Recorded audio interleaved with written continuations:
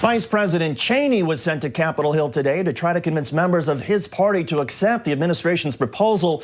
But Politico is reporting tonight that House Republicans rose up en masse against their vice president. One unnamed lawmaker saying, quote, "The problem is that they've used up a lot of goodwill."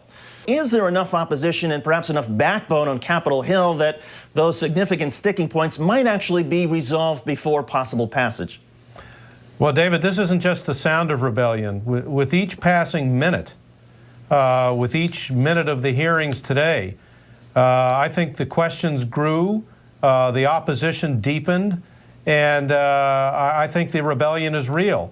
Now, what that means in the end, I think, as you're indicating, is that the Democrats and other critics of this, including a lot of Republicans, are going to get a lot of what they want. They're going to get more detail. They're going to get more protection directly for homeowners.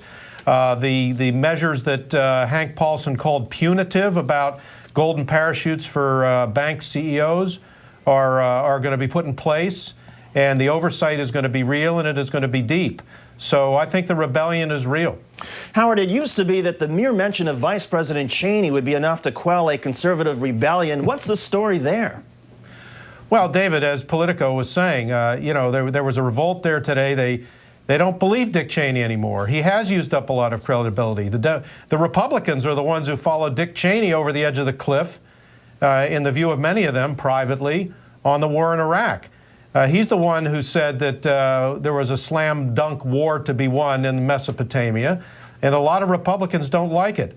Also, the Bush-Cheney White House has been pretty cavalier in its attitude toward Congress, including, if not especially, Republicans in Congress.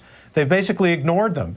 And there are two other points, David. A lot of the young Republicans in Congress are populist Republicans. They're not Wall Street Republicans. They're not old-fashioned Rockefeller, Henry Kissinger Republicans who care about Wall Street, number one. And number two, they are all people who don't like the idea of big government.